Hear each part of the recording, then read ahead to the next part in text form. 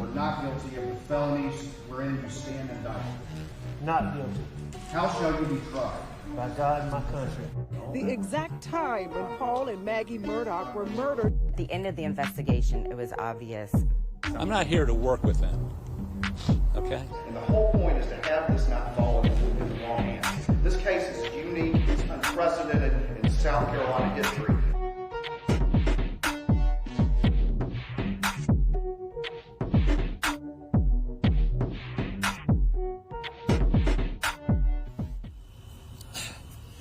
It was earlier tonight. I don't know the exact time, but Okay.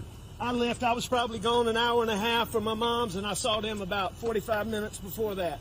And at that point in time, SLED was not there. No one had gotten GSR from you. Your law partners or Sheriff Hill were not there. That's correct. No one had asked you about your relationships. David Owen was not there. That's correct. But you still told the same lie. And all those reasons that you just gave this jury about the most important part of your testimony was a lie too. Isn't that true, Mr. Murdaugh? I disagree with that. Welcome to Unsolved South Carolina, the Murdaugh murders, money and mystery. This is our daily recap podcast about the Alec Murdaugh's double murder trial. With me tonight is our exclusive legal analyst, Charlie Condon. We have our executive producer, Tripp, here, as well as Max Harrison, who is taking care of all of the production, as well as fielding your questions. So hopefully you'll be able to reach out to us and let us know if you have any questions as we talk about what happened today. 14 hours altogether, Alec Murdaugh was on the stand. The defendant in this case, pleading his case directly to the jurors.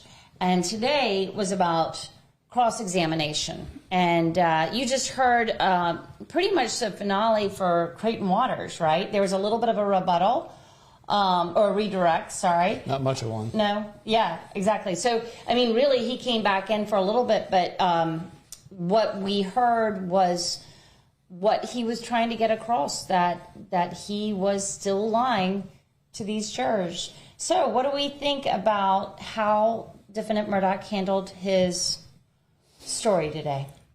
I thought Assistant Attorney General Waters shredded him. Very effective cross-examination, in my view. The length of it, one might argue about it in the abstract, but if he sat in that courtroom, I thought it was really well received by those that count. And the theme of lie, lie, lie, I mean, that word had to have been said hundreds of times. Mm-hmm. And he, of course, had to admit that he lied really throughout the last 2 decades, something like that. And he went through it in very explicit and graphic detail of the seriousness of these lies. And the one lie that he, of course, focused in on, which was, I think, a central point of the state's case and a central weakness of the defendant's case, is that he lied about being at the kennels. And I don't know how, if you're supposedly worried about catching your wife's killer and your son's killer, that you don't tell somebody, law enforcement or a friend or somebody, hey, I just left him. I was down there. Everything was safe. And I think, again, we still have some testimony left. But in terms of proving a case beyond a reasonable doubt, I think it's there. That timeline just shrunk into the netherworld, didn't it? And I think, since it's right on the top of my head, I'll say that I think it's a tactical error by the defense to belabor this any further. Or maybe it's not a tactical error as much as it's just a fool's errand. I think it has, as we've put it, because I don't think there's any way you recover from this, unless, we'll see. But I know there have been twists and turns enough in this case, haven't there? Yeah, well, we'll see. We'll see how it goes. But to that end, I don't know if it's going to help their cause, especially with the jury, as long as much of a marathon that went. But I also agree, Charlie, to your point. I think Creighton Waters absolutely shredded him up there today. Yeah, I think a fair assessment of the proof, though, is that if you're a juror that wants to have the CSI effect completely met, it is true. There's things that law enforcement could have done. There are holes in certain parts of this. So theoretically, you could say, well, I really think he did it, but I'm not comfortable with the proof. I suppose I could see a juror or two. I don't see 12 doing it, though, based upon what I've seen in the last 5 weeks, I guess, of testimony. And there are some, interesting points that could be made about the electronic evidence that can be confusing to some. So I think that's what we're going to see in closing arguments for sure from the defense, that, hey, I know we've got issues here that you might find suspicious, but the state has not met its burden. I'm sure we'll see that. Right. The other thing is, to your point, the lies. As Creighton Waters proved up there today, he lied about why he lied. And that was the whole crux of that video, or the soundbite we played at the beginning of this podcast today. Creighton Waters picking apart the reasons why Alec said he got paranoid and felt he needed to lie about his not being at the kennels, and those were lies too, just based on the very first police interaction he had when he was already telling those lies, when all the motivations, all the underlying factors that he tried to layer the story with, they weren't factors at that point. That's a good point. Yeah, and that it was very hurtful to what he was saying. I mean, they're just, if you distrust SLED, which is where he was going with this, was that he distrusted the state law enforcement division because of their handling of various cases, not just the boat crash, but I got the impression other reasons. So that would mean that the local or the county, law enforcement would be more something he would trust more, possibly. But then, of course, what you just heard completely blew that out of the water. Right. So he didn't really have a whole lot to lean back on, except for that he disagreed with what Creighton Waters said. We actually have another clip about more lies as we go through this, because it certainly was the theme of the day. Of lies. We're not lying about that. We're not lying. There were lies about lies about lies. Let's listen to this. This is more specifically about the big lie, the kennel video, where that just completely screwed up the timeline in this for the defense. I did not tell them that I went to the kennel. I lied about that. And at the same time, you also looked at this jury and tried to tell them that you had been cooperative in this investigation. Other than lying to them about going to the kennel, I was cooperative in every aspect of this investigation. Very cooperative, except for maybe the most important fact of all, that you were at the murder scene with the victims just minutes before they died. Right? I did not tell them that I went to the kennel. He didn't tell them, and now that's what is completely changed. Not changed, because I think that the prosecution was already doing a pretty specific job throughout these weeks, but boy did it bring it home. And I wanted to just say, I could even hear in that one clip a little bit of what was going on in that courtroom, and Charlie was in there. Too, we were dealing with a pretty rowdy crowd today. Judge Newman took care of it. We did. Judge Newman fan club. Another key point there, that he, in a very firm but polite way, do not react to testimony here, and do not cause a mistrial, right? Please don't. Please stop. Stopped. And it was something today in the air. The line was the longest I think we've ever seen. It was Alec Murdaugh. True. I think it was. True. I mean, to know that he was still going to be on the stand today was just, I think, irresistible for some of the people that had been following this trial for so long. They wanted to hear it for themselves and to be able to discuss it. Yeah, same here. I mean, I look forward to seeing how. By the way, I'll make this sort of maybe legal point that I found really interesting. In fact, I had to speak with Creighton about it afterwards.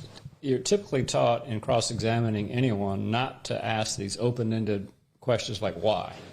You want to only ask the question you know the answer to and ask it such that it has to be a yes or no fashion. Well, today, he broke the rule book.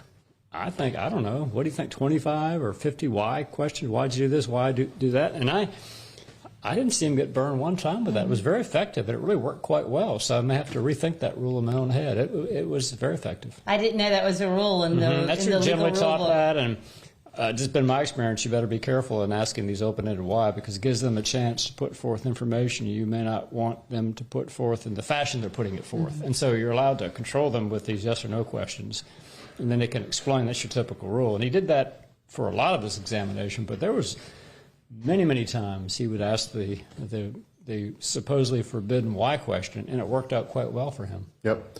He was extending the rope, the proverbial rope with which he hung himself, to use a morbid analogy there, or metaphor. But I'm so many, to that end, so many contradictions revealed themselves throughout the day. The big one to me, and I caught this one, if you listen back to yesterday's episode, if you were listening and have this, you'll remember I made a point yesterday. It stuck out to me how fixated Murdaugh seemed and how aware he seemed with regard to the GPS location data from the phones and his vehicle after the fact of the murders. And he kept making that point about he tried to get in touch with SLED to get that info from them, or to see where they were, to get updates from them on extracting the phone data and extracting the car data. So, because he knew he needed that data to be able to prove that he wasn't there, which was just, to me, a really stunning presence of mind. It was almost too much of a hyperfixation. And today, I think he walked right into a trap with that, because he said yesterday, I knew that our phones and my vehicle never crossed paths. Our phones being his phone, Alex's cell phone, Maggie's cell phone, and his SUV, the Chevy Suburban. Today, in cross-examination by the state, Murdaugh said essentially, and I'll pull up a quote here for everyone, just make sure I got the verbiage exactly right. But he was essentially saying that he didn't remember. You know, it's the mantra that he echoed throughout everything, throughout this trial, where Waters would try and ask him direct questions, and he would say, I just don't recall, Mr. Waters. I don't recall. I don't remember. And that burned him a little bit, because what he said to Waters today was, quote, he must not have taken his phone with him to the kennels the night of the murders based on the facts and evidence. He admitted that. And he said, quote, he believes he probably didn't take his phone with him, but, quote, he doesn't specifically remember. That was his direct quote today. He says he doesn't specifically remember taking his phone with him to the kennels, or down to see Maggie, or when he went down briefly to see Maggie and Paul at the kennels. He says he doesn't remember it, but he concedes he must not have taken with him.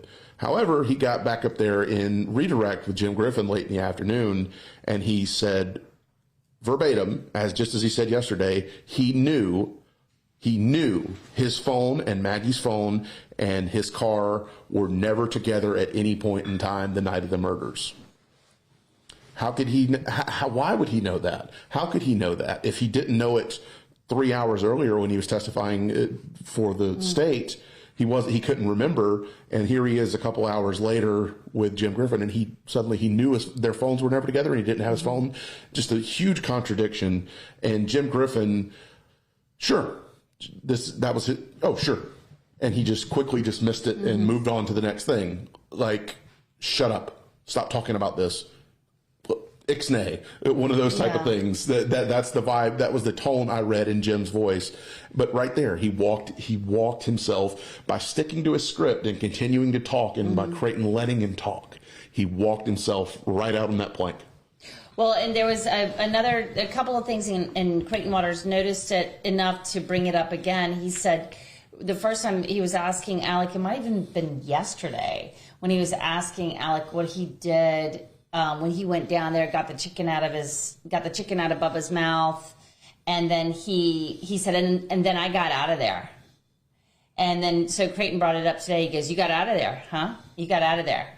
And it just didn't. It sounded menacing. It didn't sound good the way he said it. And I think Alec tried to back off of that and be like, "Yeah, I was ready to go back up to the house. I didn't want to be there in the first place. I didn't want to be there and get all hot and sweaty again." So he tried to get around that, but it was still an awkward moment, I thought. Mm-hmm. And then also the other thing I noticed that felt disturbing in some ways with this timeline was when he was talking about the dog, and this was about to Drew's point that Creighton would just let him go, mm-hmm. and he would just dig a deeper hole sometimes. And one of which is just going to be hard for the jury to totally understand, is that he were the dogs acting weird when you were there? Was anything out of place? No. Everything was absolutely fine. There was nobody on that property. Absolutely nobody on that property. I'm sure there was absolutely nobody there. Really? Because within a couple minutes, there were people there, and they had to do some horrible things. Yeah, I thought that was brilliant. That was... Yeah, and in fact, you had the dogs testifying, really, because I think, most people realize that dogs would react to strangers in the neighborhood. Especially big labs. Yeah, and I must say... I thought that was just pure genius that he had these dogs testifying in favor of the state. Yeah. Especially, yeah, exactly. This is dog country too, right? We're in dog country where there are a lot of dogs. Yeah. And that's just it would just be a normal thing for residents of Colleton County in general to. I talked. They know how dogs react to everything on a farm, right? And talking about Dick and Jim, of course, I'm friends with them and friends with folks on the prosecution team, and they are very kind to. They're all very professional, by the way. They do not give out any information that's inappropriate. I've been very impressed by the way they handle themselves. But I've just got to think, I didn't get a chance to ask the defense team, I just got to think they just wish they could have wrestled Alex to the ground and not let him get up on that stand. Yeah. Because his credibility, don't you think, was zero, or it could be below zero. That's where he is. Yeah. And they would have preferred not to have I have to think that, and the professionals being what they are. And again, it's easy to sit here and second guess when you're armchair quarterbacking in the moment. But my view of both teams is that they're doing both really great work on behalf of their respective positions. And it's just very difficult. And, the facts are the facts. Mm-hmm. And so that's where we are. But I do think I guess you had a trend line.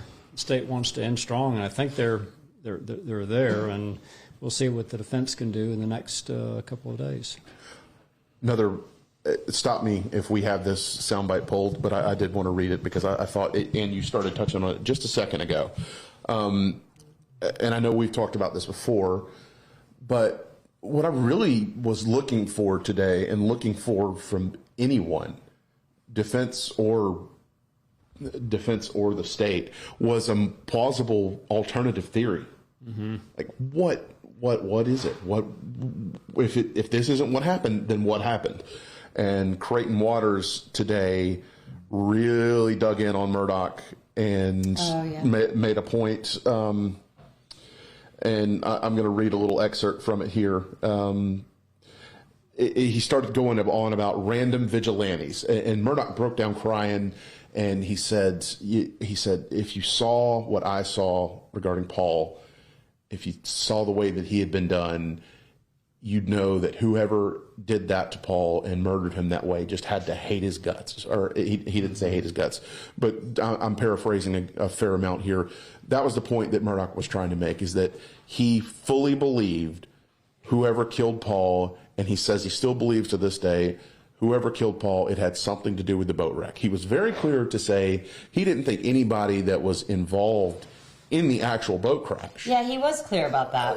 He didn't think any of them did it, or any of their family members did this. Mm-hmm. He thought essentially someone who was radicalized by negative press, negative media attention surrounding the boat crash had come and murdered Paul, and Maggie was, I guess, an unfortunate casualty in that, a bystander. And so Creighton Waters really honed in on this. And forgive me as I read this off my screen here for those watching. Waters said, note this first line where they really dug in and fought back against the defense's expert witness who said the shooter could have only been 5'2". Waters begins, the 12-year-old 5'2" people that just happened to know Maggie and Paul both were at Moselle on June 7th, that knew that they would be at the kennels alone on June the 7th, and knew that you would not be there, but only between the times of 8:49 and 9:02, that they show up without a weapon, assuming that they're going to find weapons and ammunition there, that they commit this crime during that short time window, and then they travel the same exact route that you traveled around the same time to Alameda. That's what you're trying to tell this jury? And Murdaugh said, you got a lot of factors in there, Mr. Waters, not all of which I agree with, but some of which I do. They don't have anything. They don't have a plausible alternative. And that is tough to hear, isn't it? That was hard. I agree. That was hard to hear. I mean, yeah. Charlie, where do they take it from here? Like this defense, I know. like here's where they take it, and I think they. I mean, when you hear have, something like that, like where? They take it. Alex didn't help himself, right? They hurt themselves on that. I think they would recognize that, but there have been miscues by the state in evidence collection, and. You probably could explain this better, Drew, but I think they really believe within that electronic evidence, there's really exculpatory information on what he did to support his not being at the crime scene. I'm not quite sure I get it, but we're going to hear it in closing. And I think they think the data supports a version of supporting his leaving Moselle when he could not have committed the murders. Now, I do agree it's a bit testy with the... Earlier was at the kennels, kind of late breaking news from his perspective. But if you can accept, again, this is a stretch I know for maybe some who've watched the testimony, but if you can accept that he, in fact, did leave before the shootings occur, the electronic evidence, I think they believe, will support him completely on what he did after that. I think that's where they are. And there's mistakes made in gathering, and if they had done the evidence collecting properly, whoever really did do it, they could have caught something along those lines. Well, and we have another clip that I wanted to play, unless you've got something to. Okay, I'd love to play this clip because this is something that's really stuck out to me. I'm having a hard time understanding how the defense is going to walk this back.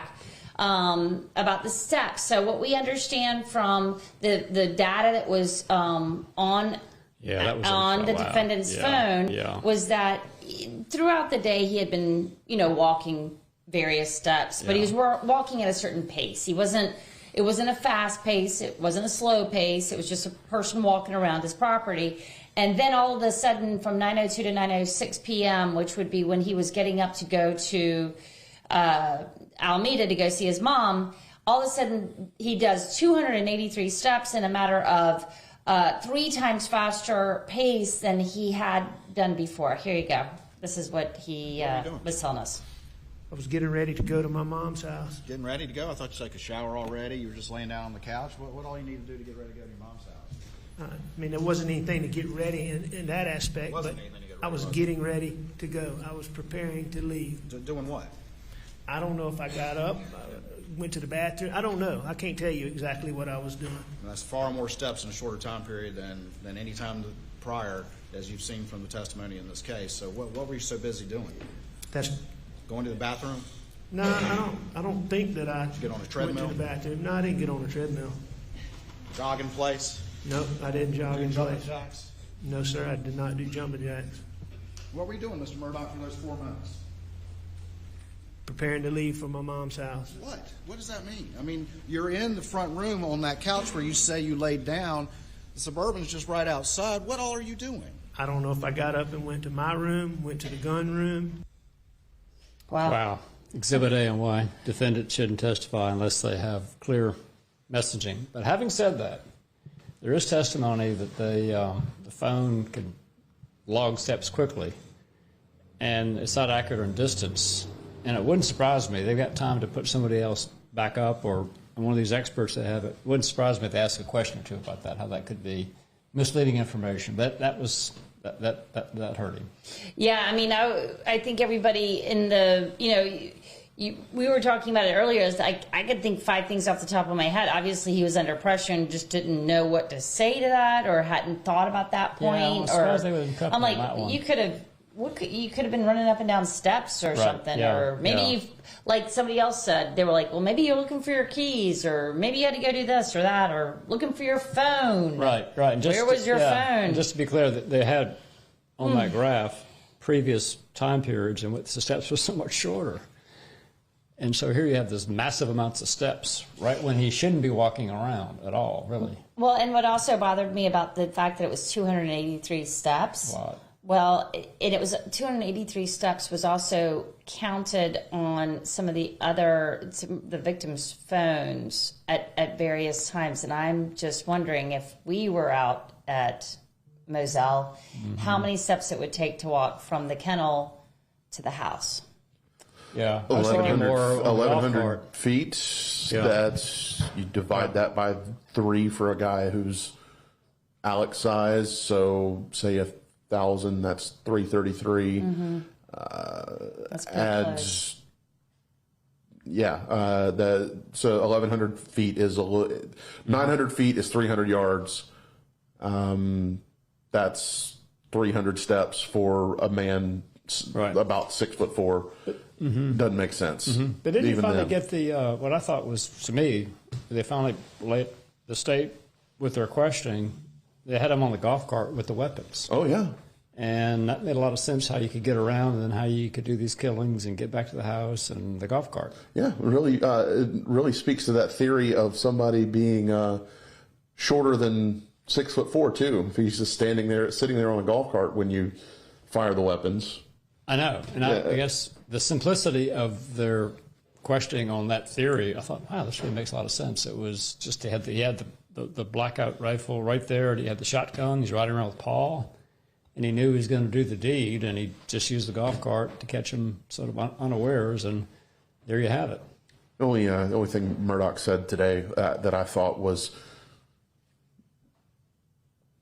a good point was that to what you were just speaking of, riding around with the weapons, was that you don't hunt hogs in the daytime. Right. But didn't he tell law enforcement though that he was out there looking for hogs or hunting hogs at some point? They were looking for. I think he's actually said that, looking for hogs, but he clarified that he meant that they were just looking for sign. And it's generally true that there are 2 ways that you would, and we'll make this a very brief aside. There are 2 general ways that you would try to hunt wild boar, wild pigs, feral hogs, whatever you want to call them.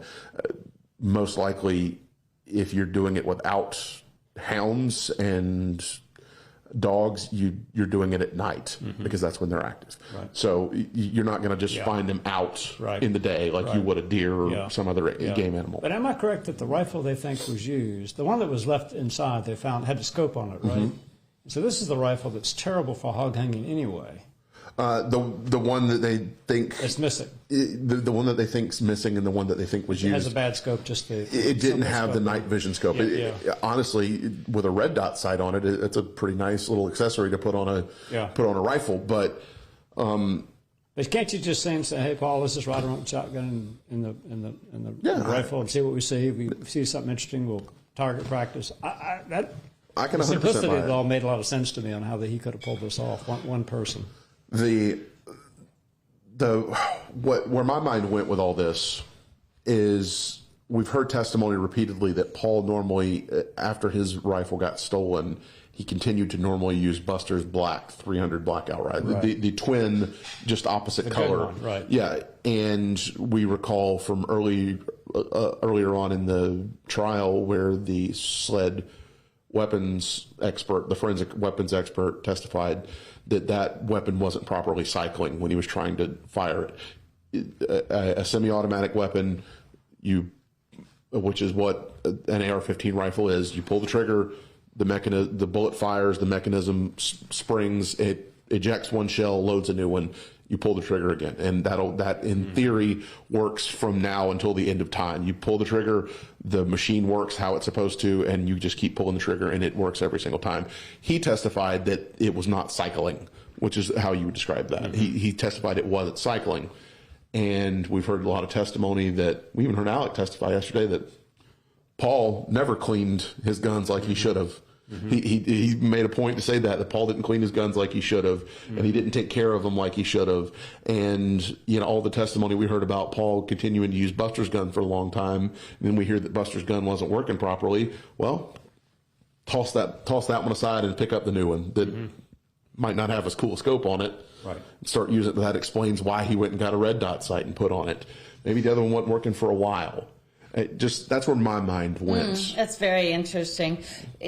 And, you know, these are the kind of details that obviously we've got a whole weekend for the prosecution and defense to kind of roll over as well. But I did want to say just one more question about why he did it. Do we feel like the prosecution has reached a place of a burden of proof of why he killed Maggie and Paul? That is still sticking with me.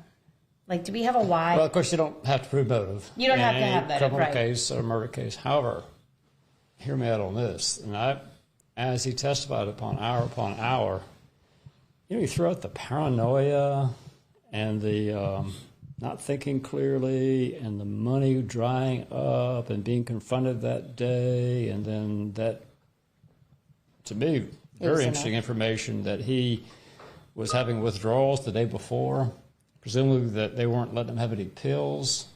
So this idea of his, in that Murdaugh family name, that line of cross-examination, that he liked the authority and the prestige with all that, and it was just all sort of falling away, and tied it back into you became a victim with the roadside shootings, so that you become a victim like you did the first time.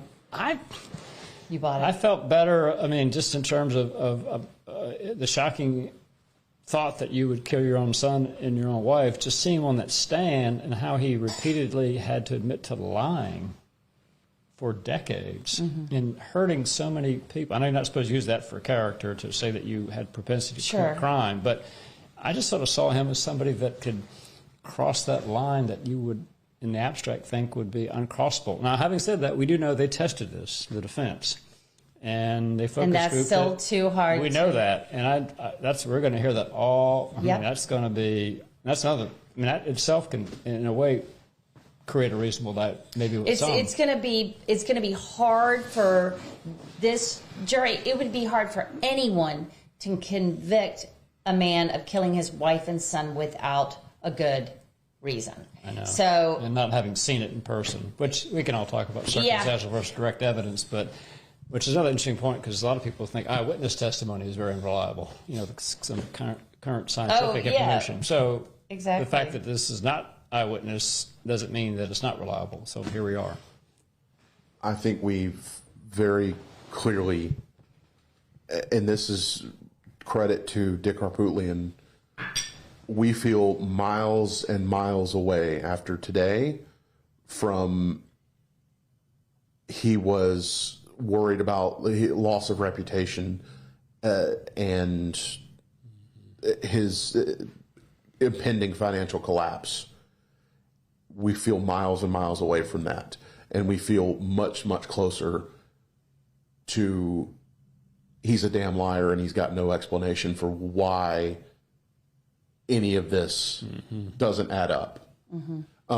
Which karma. Harpootlian said naked character assassination, but Judge Newman countered with credibility. Right. I think he's okay on the record on this. So if you're saying that they don't have to prove motive, my mind goes backwards doing cartwheels to the very beginning and trying to piece it all together as, was this a strategy? Was this the long term? Was this a incredible gamble by the state to think we'll pursue this outlandish theory of motive, hoping that we can No, I actually think they believe that it's the motive, that his whole world crumbling down upon him after 20 years of fooling everyone else, and they actually really do believe that's why he did it.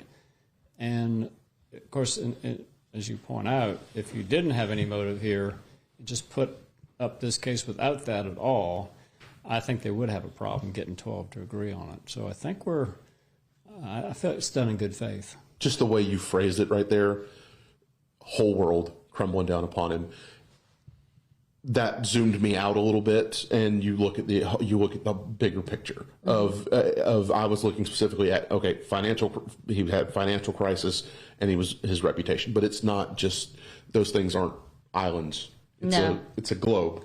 And His house of cards, as Creighton said, or no, Gruffin, I don't know. Well, who was it? I think they both were saying at that point. I think Max. Max, do you have something for us? Yeah. There were moments in time where Creighton wanted to walk away from Alex or do very delayed pauses. From a prosecution standpoint, are those tactics you're using to try to pull information out, or absolutely? It's theater, and you want these pregnant pauses, and you want your voice to go up and down at right times. And he, I thought it was masterful. Now, again, I talked about maybe the technique was a bit unconventional, but it worked. And that seemed to be his style. I think he liked sort of walking around and parading around the courtroom. That seemed to fit him. And so, you do have some that say, oh, don't turn your back and don't walk around like that. But I felt like his taking the time and the way he did it was just, hey, if it works for you, I think a lawyer should continue on. But no, that was not by accident. He definitely wanted to wait. He held his breath. He would, and at the end, I don't know if this was visible to the questioner, but he would lean over the podium and had to stare down with Alec. That's all done very purposely. That's theatrics, yeah. Boy, and this is after a few years of being around a courtroom. He got it. This will speak to a certain sector of the audience.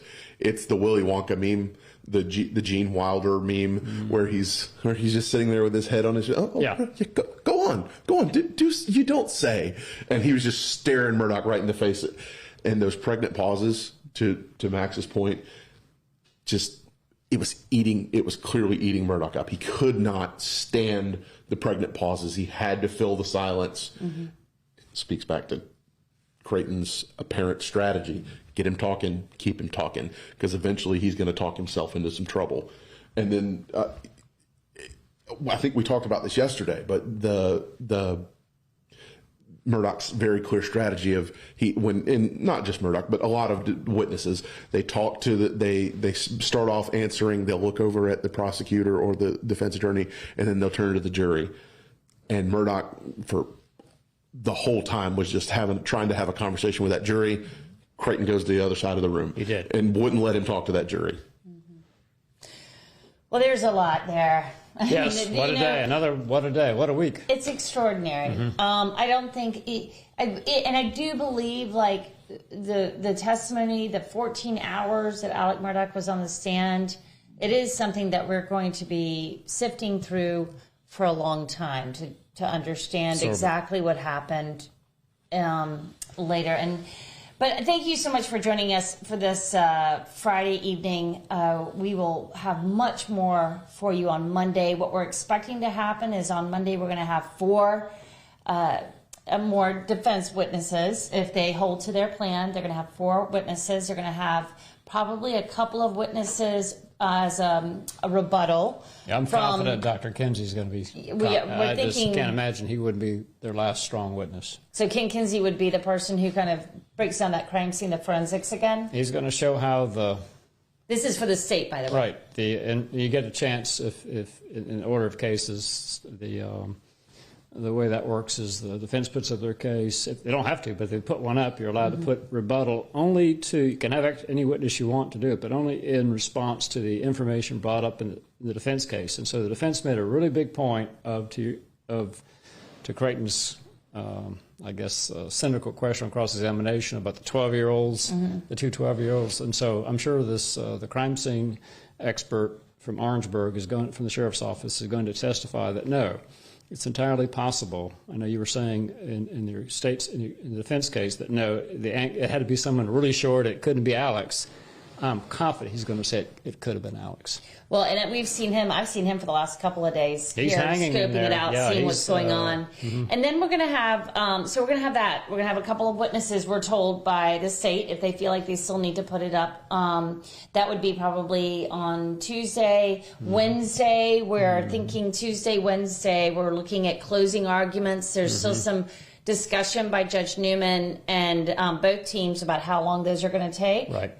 So we will have more. And that was We're going into week 6 is what I'm trying to prepare everybody for. Yeah, and I've caught that interesting legal question because the defense requested that split argument by Attorney Griffin and Attorney Harpootli, and Judge Newman said he was inclined not to do that, but he was going to rule upon that. So that's another pending. So we legal will rule. have something probably on Monday about that on the closing arguments. Thank you so much for joining us. I'm Ann Emerson. This is Charlie Condon, Drew Tripp, Max Harrison, from all of us at Unsolved South Carolina, the Murdaugh Murders, Money and Mystery. Thank you for joining us. Please, this weekend, get up to speed with everything, but also check out Unsolved South Carolina, Finding Brittany Drexel. That is also under this franchise.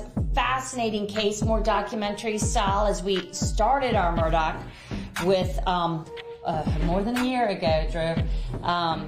I would love for you to listen to it, leave a 5-star review, and let us know what you think. 1 million downloads. Oh, gosh. I know. Sorry. I meant to cue the confetti. We've had over 1 million downloads of the Murdaugh Murders, Money, and Mystery podcast. Thank you, thank you, thank you, thank you.